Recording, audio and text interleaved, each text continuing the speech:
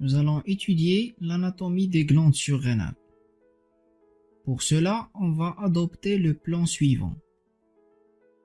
On va commencer tout d'abord par une introduction brève où on va définir les glandes surrénales, puis on va voir la configuration extérieure, puis la configuration intérieure de la glande surrénale, puis on va voir les rapports topographiques de chaque glande surrénale avec les structures de voisinage, puis on va voir la vascularisation, innervation, drainage lymphatique de la glande, et on va finir par une conclusion.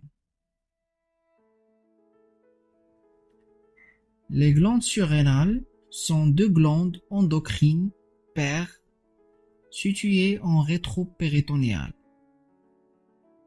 en arrière du péritoine.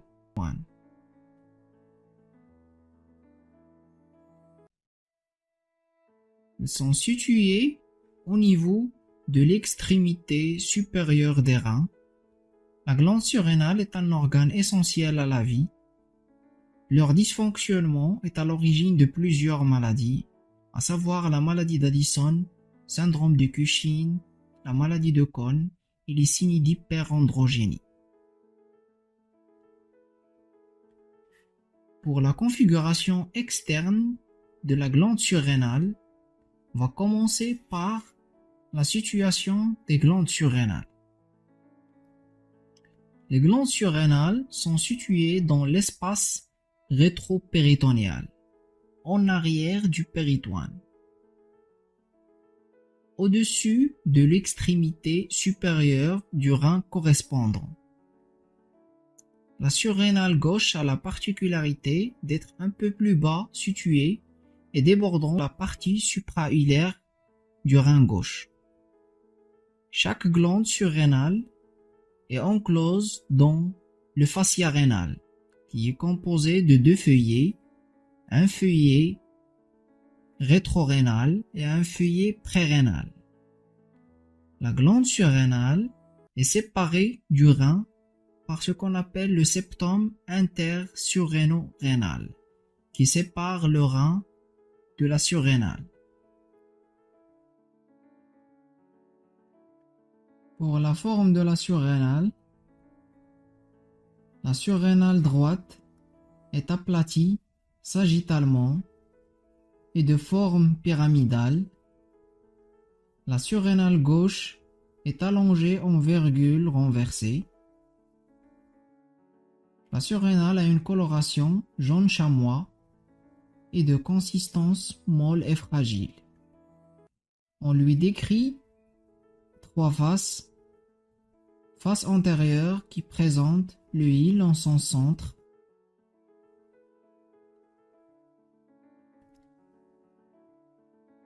Et puis une face postérieure qui est convexe.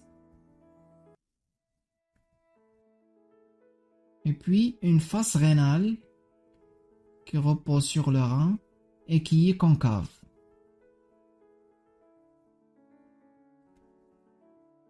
La surrénale a deux bords, un bord supérieur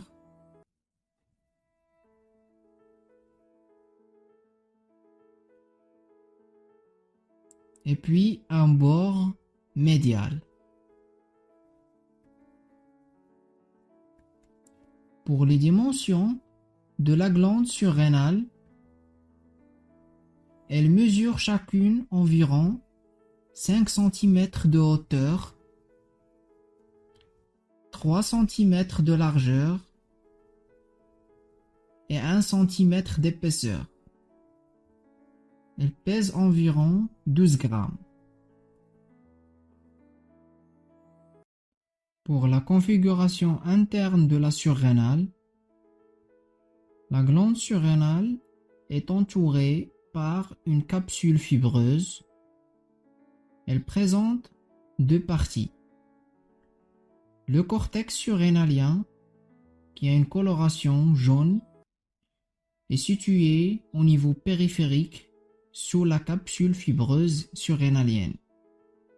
Et puis, la médulla surrénalienne, qui est de couleur rouge foncé, qui est situé au niveau du centre. Pour le cortex surrénalien, il a une coloration jaune et constitué de 3 zones qui vont de la superficie vers la profondeur. En premier, la zone glomérulée, située sous la capsule fibreuse et qui est constituée d'un amas arrondi ou semi-lunaire de cellules claires. Elle permet de sécréter les hormones minéralocorticoïdes qui participent à la régulation du système rénine-angiotensine et la régulation de la tension artérielle. Puis, la zone fasciculée. Elle est constituée de longs cordons de cellules polygonales. Il permet de sécréter les hormones glucocorticoïdes. Puis la troisième zone, qui est la zone réticulée, constituée de cordons cellulaires anastomosés et qui permet de sécréter les hormones androgéniques. Pour la médulla surrénalienne, elle est de couleur rouge foncé et constituée d'amas d'endocrinocytes et de neurones qui permettent de sécréter les hormones agissant sur le métabolisme et sur l'appareil cardiovasculaire, à savoir les catécholamines, qui sont l'adrénaline, la noradrénaline et la dopamine. Un hyperfonctionnement médullo-surrénalien peut être dû à des tumeurs sécrétantes, à savoir la plus fréquente, qui est le phéochromocytome. Pour les rapports topographiques des glandes surrénales, on va voir les rapports topographiques pour chaque glande surrénale. Pour la glande surrénale droite, elle a 3 faces et on va voir les rapports de chaque face.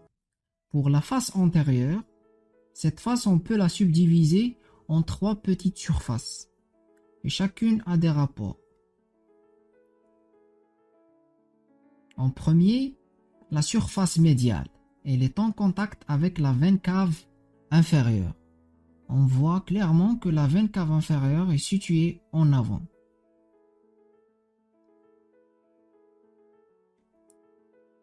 Et puis, la surface latérale de la face antérieure de la glande surrénale droite, cette surface adhère au ligament triangulaire droit du foie. À ce niveau,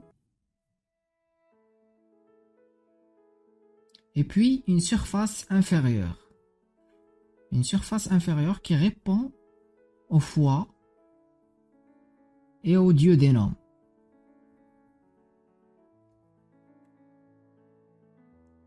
Deuxièmement, la face postérieure de la glande surrénale répond au diaphragme, à la plèvre et aux dernières côtes, plus précisément la 11e et la 12e côte. Et puis, la face rénale, repose sur le pôle supérieur du rein droit.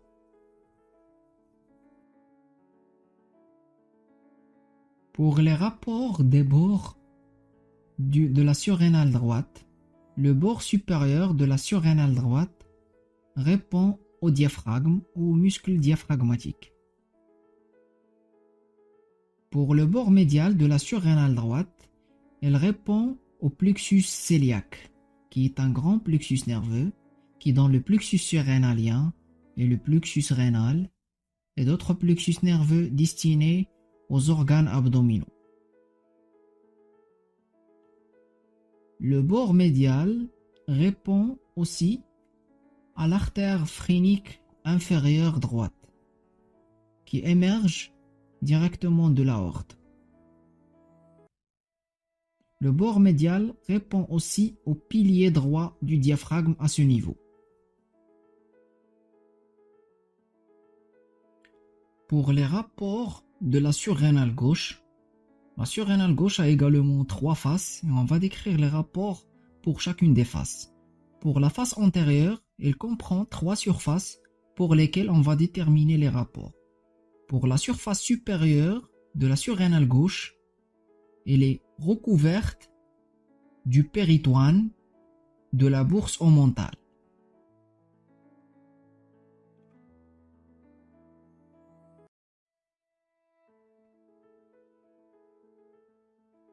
Il répond aussi au fundus gastrique.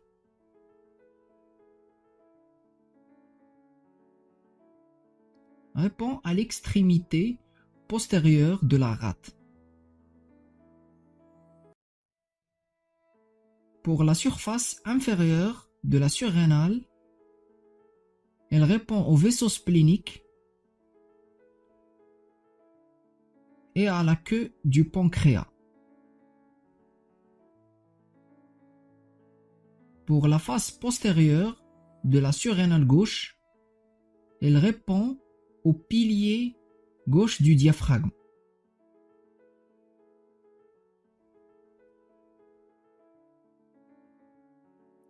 Pour la face rénale de la surrénale gauche, elle répond au segment suprahilaire du bord médial du rein gauche, parce que la surrénale gauche est débordante un petit peu sur la face médiale du rein gauche.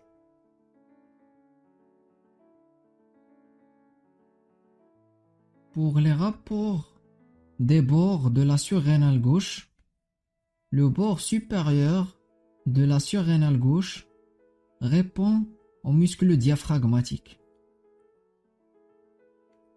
Pour le bord médial de la surrénale gauche, il répond, comme à la surrénale droite, au plexus nerveux cœliaque, qui, à partir du ganglion cœliaque, va donner un plexus nerveux surrénalien et un plexus nerveux rénal et d'autres plexus nerveux destinés aux différents organes abdominaux. Elle répond aussi à l'aorte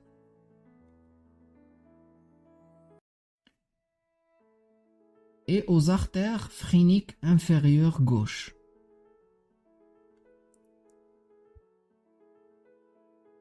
Pour la vascularisation, innervation et drainage lymphatique des glandes surrénales.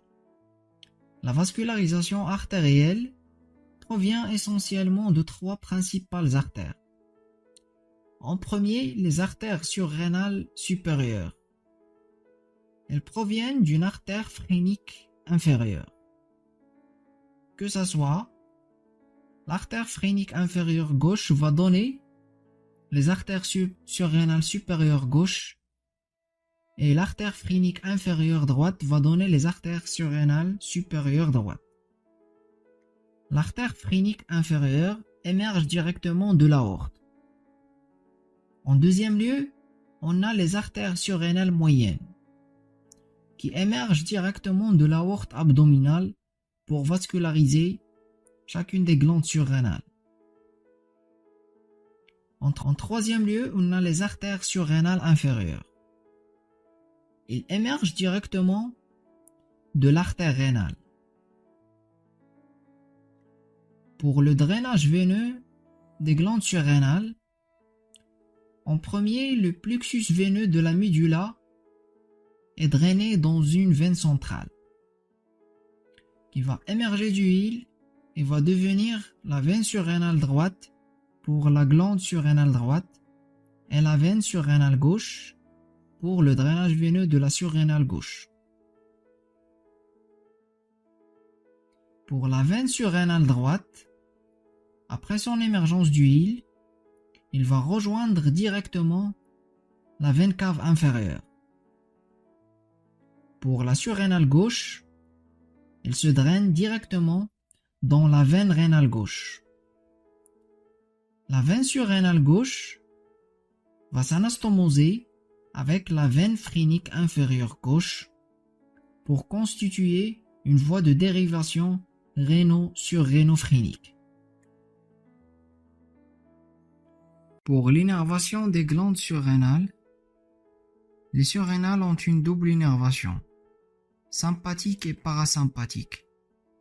Pour les nerfs, elles proviennent essentiellement du plexus cœliaque, qui est le plus grand plexus sympathique du système nerveux autonome. Il est situé au niveau de L1. Il comprend les deux ganglions cœliaques. À partir de ce plexus, il y a émergence de d'autres fibres secondaires qui vont constituer d'autres plexus nerveux destinés aux différents organes abdominaux. Comme ici, à ce niveau-là, le plexus surrénalien, destiné à l'innervation des surrénales, et aussi le plexus rénal, qui est destiné à l'innervation du rein. Le plexus cœliaque reçoit les fibres des nerfs splanchniques. Ici, à ce niveau, les nerfs petits splanchniques et aussi les nerfs grands splanchniques.